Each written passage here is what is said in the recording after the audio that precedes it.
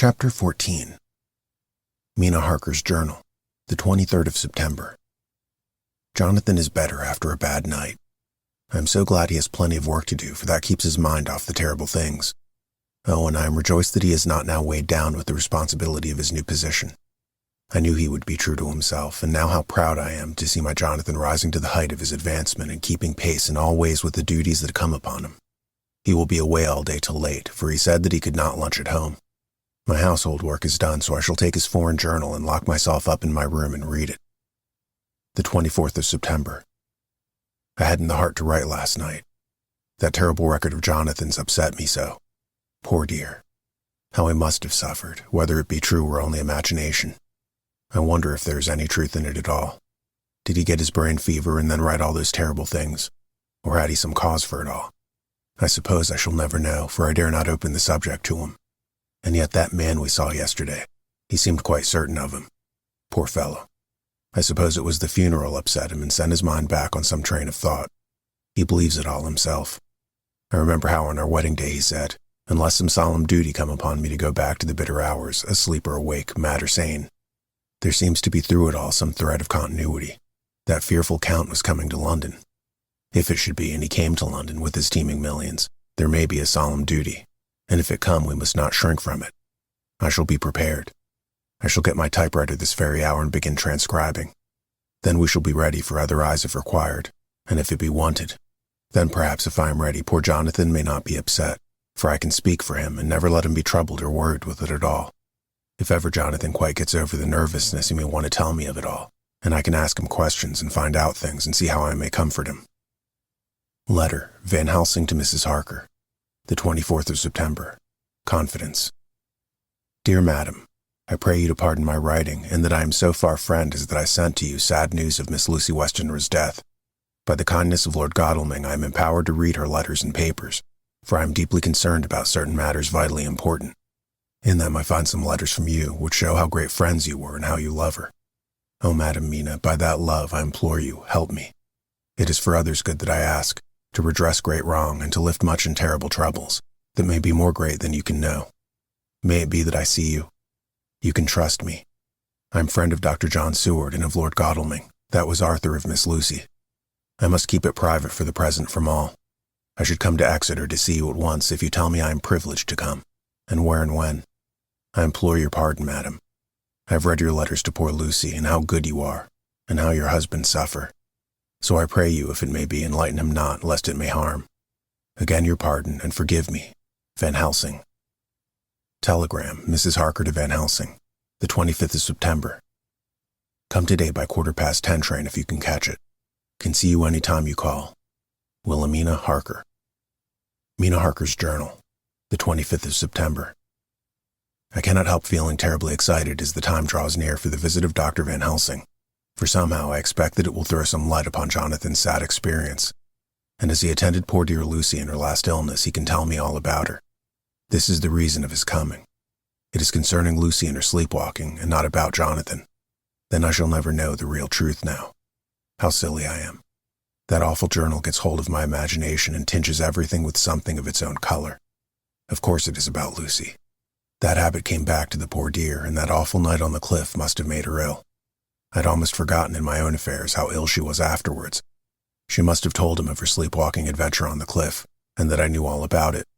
And now he wants me to tell him what she knows so that he may understand. I hope I did right in not saying anything of it to Mrs. Westenra. I should never forgive myself if any act of mine, were it even a negative one, brought harm on poor dear Lucy.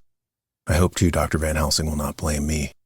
I have had so much trouble and anxiety of late that I feel I cannot bear more just at present. I suppose a cry does us all good at times. Clears the air as other rain does. Perhaps it was reading the journal yesterday that upset me, and then Jonathan went away this morning to stay away from me for a whole day and night, the first time we've been parted since our marriage. I do hope the dear fellow will take care of himself, and that nothing will occur to upset him. It is 2:00, and the doctor will be here soon now. I shall say nothing of Jonathan's journal unless he asks me. I am so glad I have typewritten out my own journal, so that in case he asks about Lucy, I can hand it to him. It will save much questioning. Later. He has come and gone. Oh, what a strange meeting, and how it all makes my head whirl round. I feel like one in a dream.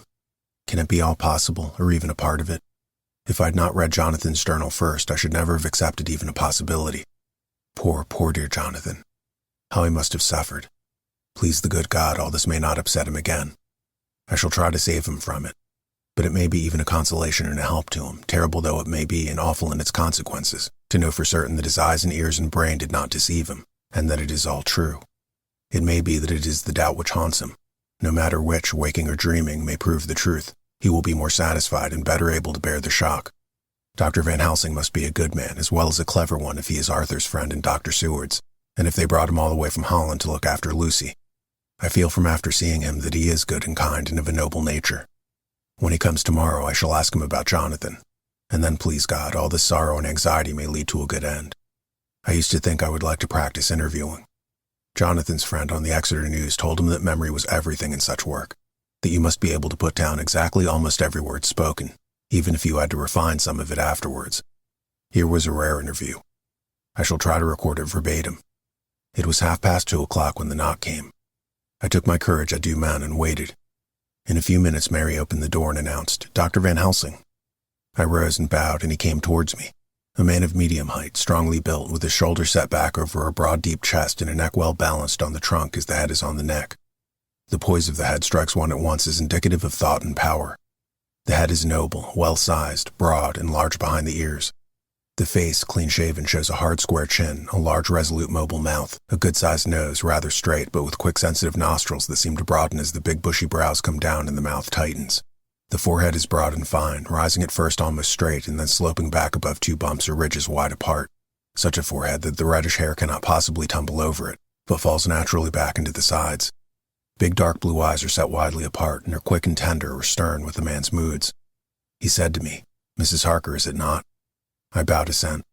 "That was Miss Wilhelmina Murray." Again I assented. "It is Miss Mina Murray that I came to see, that was a friend of that poor dear child Lucy Westenra. Madam Mina, it is on account of the dead one I come." "Sir," I said, "you could have no better claim on me than that you were a friend and helper of Lucy Westenra." And I held out my hand. He took it and said tenderly, "Oh, Madam Mina." I knew that the friend of that poor Lily must be good, but I had yet to learn. He finished his speech with a courtly bow. I asked him what it was that he wanted to see me about. So he at once began. "I have read your letters to Miss Lucy.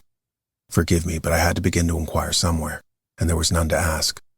I know that you were with her at Whitby. She sometimes kept a diary. You need not look surprised, Madam Mina. It was begun after you had left, and it was an imitation of you. And in that diary she traces by inference certain things to sleepwalking, in which she puts down that you saved her. In great perplexity, then, I come to you and ask you out of your so much kindness to tell me all of it that you can remember. I can tell you, I think, Dr. Van Helsing, all about it." "Ah, then you have good memory for facts, for details?" "It is not always so with young ladies." "No, doctor, but I wrote it all down at the time. I can show it to you if you like." "Oh, Madam Mina, I will be grateful. You will do me so much favor." I could not resist the temptation of mystifying him a bit. I suppose it is some of the taste of the original apple that remains still in our mouths, so I handed him the shorthand diary. He took it with a grateful bow and said, "May I read it?" "If you wish," I answered as demurely as I could. He opened it, and for an instant his face fell. Then he stood up and bowed. "Oh, you so clever woman," he said. "I knew long that Mr. Jonathan was a man of much thankfulness, but see, his wife have all the good things. And will you not so much honor me and so help me as to read it for me? Alas, I know not the shorthand." By this time my little joke was over, and I was almost ashamed. So I took the typewritten copy from my work-basket and handed it to him. "Forgive me," I said. "I could not help it, but I had been thinking that it was of dear Lucy that you wished to ask, and so that you might not have time to wait, not on my account, but because I know your time must be precious. I've written it out on the typewriter for you." He took it and his eyes glistened. "You are so good," he said. "And may I read it now? I may want to ask you some things when I have read." "By all means," I said. "Read it over whilst I order lunch, and then you can ask me questions while we eat." He bowed and settled himself in a chair with his back to the light and became absorbed in the papers, whilst I went to see after lunch, chiefly in order that he might not be disturbed. When I came back, I found him walking hurriedly up and down the room, his face all ablaze with excitement. He rushed up to me and took me by both hands. "Oh, Madam Mina," he said, "how can I say what I owe to you? The paper is as sunshine. It opens the gate to me.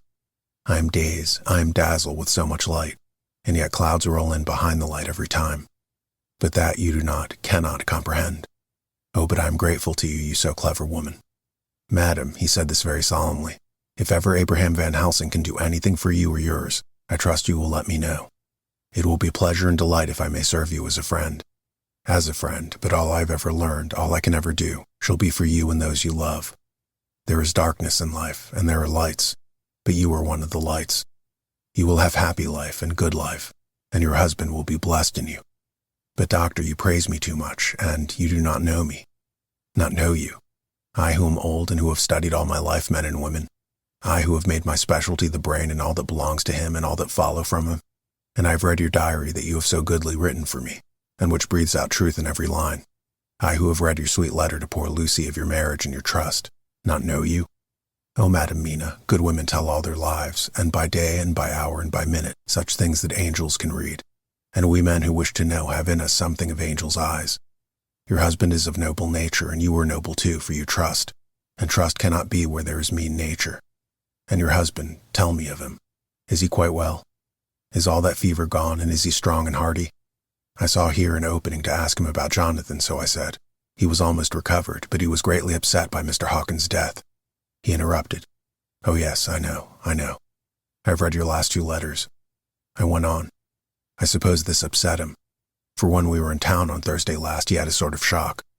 A shock, and after brain fever so soon? That was not good. What kind of shock was it? He thought he saw someone who recalled something terrible, something which had led to his brain fever. And here the whole thing seemed to overwhelm me in a rush. The pity for Jonathan, the horror which he experienced, the whole fearful mystery of his diary, and the fear that has been brooding over me ever since all came in a tumult. I suppose I was hysterical, for I threw myself on my knees and held up my hands to him, and implored him to make my husband well again. He took my hands and raised me up and made me sit on the sofa, and sat by me. He held my hand in his and said to me with oh so such infinite sweetness, My life is a barren and lonely one, and so full of work that I have not much time for friendships. But since I have been summoned here by my friend Jonathan Seward, I have known so many good people and seen such nobility that I feel more than ever, and it has grown with my advancing years, the loneliness of my life. Believe me then when I come here full of respect for you, and you have given me hope not in what I am seeking of, but that there are good women still left to make life happy, good women whose lives and whose truths may make good lessons for the children that are to be. I am glad that I may here be of some use to you, for if your husband suffer, he suffer within the range of my study and experience. I promise you that I will gladly do all for him that I can, all to make his life strong and manly, and your life a happy one. Now you must eat. You are overwrought and perhaps over-anxious. Husband Jonathan would not like to see you so pale, and what he like not where he love is not to his good. Therefore for his sake you must eat and smile. You have told me all about Lucy, and so now we shall not speak of it, lest it distress. I shall stay in Exeter tonight, for I want to think much over what you have told me, and when I have thought I will ask you questions if I may. And then too you will tell me of husband Jonathan's trouble so far as you can, but not yet. You must eat now. Afterwards you shall tell me. After lunch, when we went back to the drawing room, he said to me, And now tell me about him. When it came to speaking to this great learned man, I began to fear that he would think me a weak fool, and Jonathan a madman. That journal is also strange, and I hesitated to go on. But he was so sweet and kind, and he had promised to help. And I trusted him, so I said, Dr. Van Helsing, what I have to tell you is so queer that you must not laugh at me or at my husband. I have been since yesterday in a sort of fever of doubt. You must be kind to me, and not think me foolish that I have even half believed some very strange things. He reassured me in his manner as well as his words when he said, Oh, my dear, if you can only know how strange is the matter regarding which I am here. It is you who would laugh. I have learned not to think little of anyone's belief, no matter how strange it be. I have tried to keep an open mind, and it is not the ordinary things of life that could close it, but the strange things, the extraordinary things, the things that make one doubt if they be mad or sane. Thank you, 1,000 times. You have taken a weight off my mind.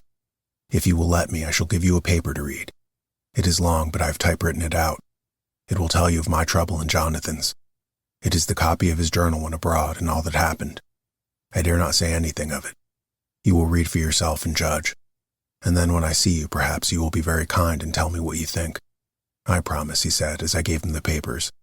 I shall in the morning, so soon as I can, come to see you and your husband, if I may. Jonathan will be here at 11:30, and you must come to lunch with us and see him then. You could catch the quick 3:34 train, which will leave you at Paddington before 8. He was surprised at my knowledge of the trains offhand, but he does not know that I have made all the trains to and from Exeter, so that I may help Jonathan in case he is in a hurry. So he took the papers with him and went away, and I sit here thinking I don't know what. Letter, by hand. Van Helsing to Mrs. Harker, the 25th of September, 6 o'clock. Dear Madam Mina, I have read your husband's so wonderful diary. You may sleep without doubt. Strange and terrible as it is true. I will pledge my life on it. It may be worse for others, but for him and you there is no dread. He is a noble fellow, and let me tell you from experience of men that one who would do as he did in going down that wall into that room, aye, and going for a second time, is not one to be injured in permanence by a shock. His brain and his heart are all right. This I swear, before I have even seen him. So be at rest. I shall have much to ask him of other things. I am blessed that today I come to see you, for I have learned all at once so much that again I am dazzled more than ever, and I must think. Yours the most faithful, Abraham Van Helsing. Letter, Mrs. Harker to Van Helsing, the 25th of September, 6:30 p.m. My dear Dr. Van Helsing, 1,000 thanks for your kind letter, which has taken a great weight off my mind. And yet if it be true, what terrible things there are in the world. And what an awful thing if that man, that monster, be really in London. I fear to think. I have this moment, whilst writing, had a wire from Jonathan saying that he leaves by the 6:25 tonight from Louston, and will be here at 8:10, so that I shall have no fear tonight. Will you therefore, instead of lunching with us, please come to breakfast at 8 o'clock if this be not too early for you? You can get away if you are in a hurry by the 8:30 train, which will bring you to Paddington by 2:35. Do not answer this, as I shall take it that if I do not hear, you will come to breakfast. Believe me, your faithful and grateful friend, Mina Harker. Jonathan Harker's Journal, the 26th of September. I thought never to write in this diary again, but the time has come. When I got home last night, Mina had supper ready, and when we had supped she told me of Van Helsing's visit, and of her having given him the 2 diaries copied out, and of how anxious she has been about me. She showed me in the doctor's letter that all I wrote down was true. It seems to have made a new man of me. It was the doubt as to the reality of the whole thing that knocked me over. I felt impotent and in the dark and distrustful. But now that I know, I am not afraid, even of the Count. He has succeeded after all, then, in his design of getting to London, and it was what I saw. He has got younger. And how? Van Helsing is the man to unmask him and hunt him out if he is anything like what Mina says. We sat late and talked it all over. Mina is dressing, and I shall call out the hotel in a few minutes and bring him over. He was, I think, surprised to see me. When I came into the room where he was and introduced myself, he took me by the shoulder and turned my face round to the light and said after a sharp scrutiny, "But Madam Mina told me that you were ill, that you had had a shock." It was so funny to hear my wife called Madam Mina by this kindly, strong-faced old man. I smiled and said, "I was ill. I have had a shock. But you have cured me already." "And how?" "By your letter to Mina last night. I was in doubt, and then everything took a hue of unreality. And I did not know what to trust, even the evidence of my own senses. Not knowing what to trust, I did not know what to do, and so I had only to keep on working in what had hitherto been the groove of my life. The groove ceased to avail me, and I mistrusted myself. Doctor, you don't know what it is to doubt everything, even yourself. No, you don't. You couldn't with eyebrows like yours." He seemed pleased and laughed as he said, "So, you are a physiognomist. I learn much here with each hour. I am with so much pleasure coming to you to breakfast. And oh, sir, you will pardon praise from an old man, but you are blessed in your wife." I would listen to him go on praising Mina for a day, so I simply nodded and stood silent. She is one of God's women, fashioned by his own hand to show us men and other women that there is a heaven where we can enter, and that its light can be here on earth. So true, so sweet, so noble, so little an egoist. And that, let me tell you, is much in this age, so skeptical and selfish. And you, sir, I have read all the letters to poor Miss Lucy, and some of them speak of you. So I know you since some days from the knowing of others. But I have seen your true self since last night. You will give me your hand, will you not? And let us be friends for all our lives. We shook hands, and he was so earnest and so kind that it made me quite choky. And now, he said, may I ask you for some more help? I have a great task to do, and at the beginning it is to know. You can help me here. You can tell me what went before your going to Transylvania. Later on I may ask more help, and of a different kind. But at first this will do. Look here, sir, I said. Does what you have to do concern the Count? It does, he said solemnly. Then I am here with you heart and soul. As you go by the 10:30 train, you will not have time to read them, but I shall get the bundle of papers. You can take them with you and read them in the train. After breakfast I saw him to the station. When we were parting, he said, Perhaps you will come to town if I send to you and take Madam Mina too. We shall both come when you will, I said. I had got him the morning papers and the London papers of the previous night, and while we were talking at the carriage window waiting for the train to start, he was turning them over. His eyes suddenly seemed to catch something in one of them, the Westminster Gazette. I knew it by the color, and he grew quite white. He read something intently, groaning to himself. Mein Gott, so soon, so soon. I do not think he remembered me at the moment. Just then the whistle blew and the train moved off. This recalled him to himself, and he leaned out of the window and waved his hand, calling out, "Love to Madam Mina. I shall write so soon as ever I can." Dr. Seward's Diary, the 26th of September. Truly there is no such thing as finality. Not a week since I said finis, and yet here I am starting fresh again, or rather going on with the same record. Until this afternoon I had no cause to think of what is done. Renfield had become to all intents as sane as he ever was. He was already well ahead of his fly business, and he had just started in the spider line also, so he had not been of any trouble to me. I had a letter from Arthur written on Sunday, and from it I gathered that he was bearing up wonderfully well. Quincy Morris is with him, and that is of much help, for he himself is bubbling well of good spirits. Quincy wrote me a line too, and from him I hear that Arthur is beginning to recover something of his old buoyancy. So as to them, all my mind is at rest. As for myself, I was settling down to my work with the enthusiasm which I used to have for it, so that I might fairly have said that the wound which poor Lucy left on me was becoming cicatrized. Everything is, however, now reopened, and what is to be the end, God only knows. I have an idea that Van Helsing thinks he knows too, but he will only let out enough at a time to whet curiosity. He went to Exeter yesterday and stayed there all night. Today he came back and almost bounded into the room at about 5:30, and thrust last night's Westminster Gazette into my hand. "What do you think of that?" he asked as he stood back and folded his arms.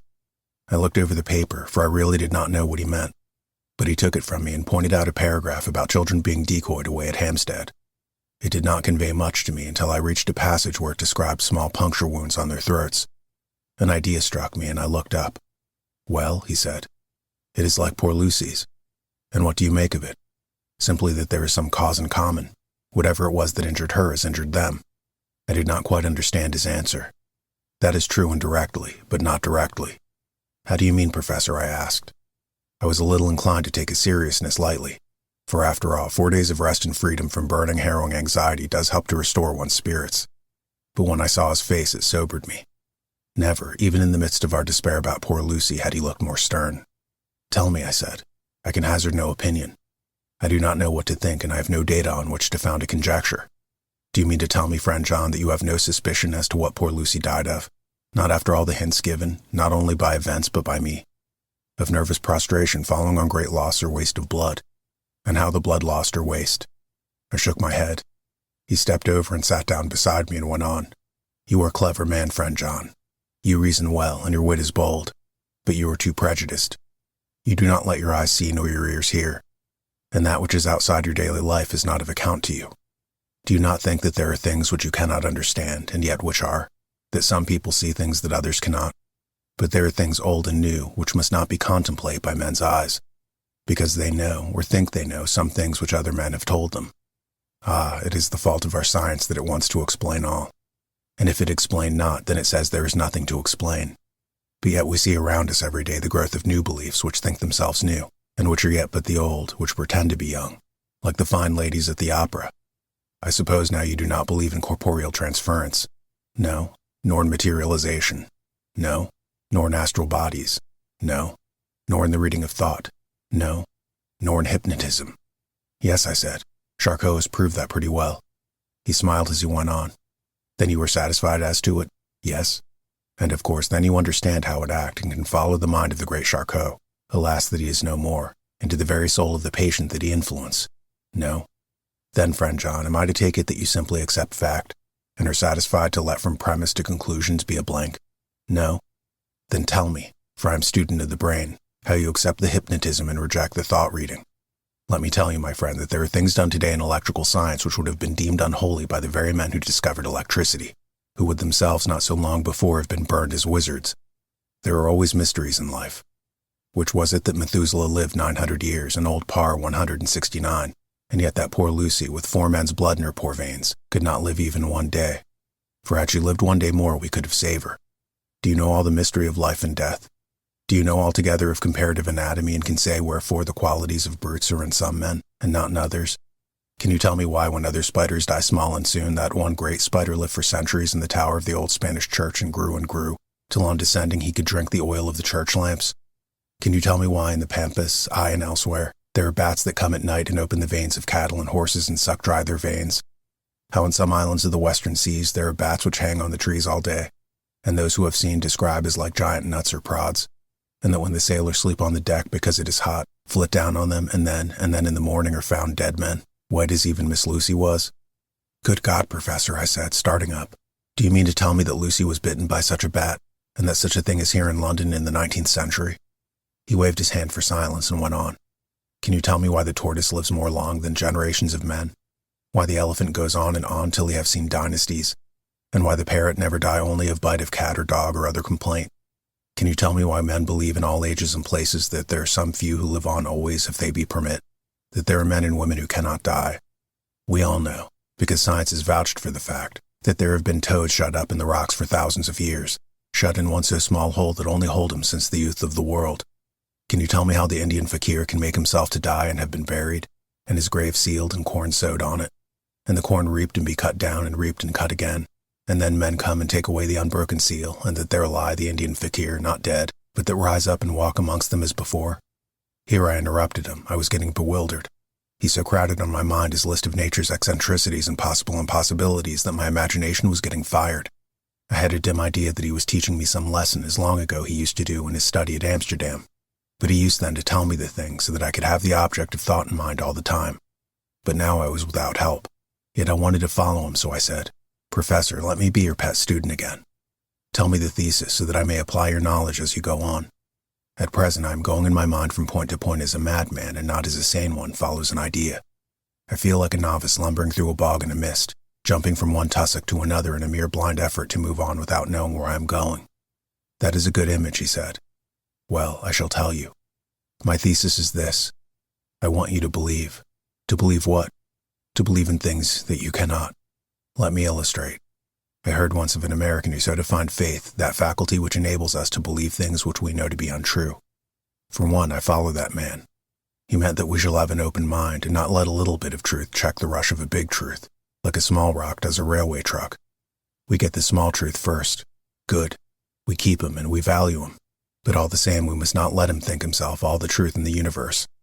Then you want me not to let some previous conviction injure the receptivity of my mind with regard to some strange matter? Do I read your lesson aright? Ah, you are my favorite pupil still. It is worth to teach you. Now that you are willing to understand, you have taken the first step to understand. You think that those small holes in the children's throats were made by the same that made the hole in Miss Lucy. I suppose so. He stood up and said solemnly. Then you were wrong.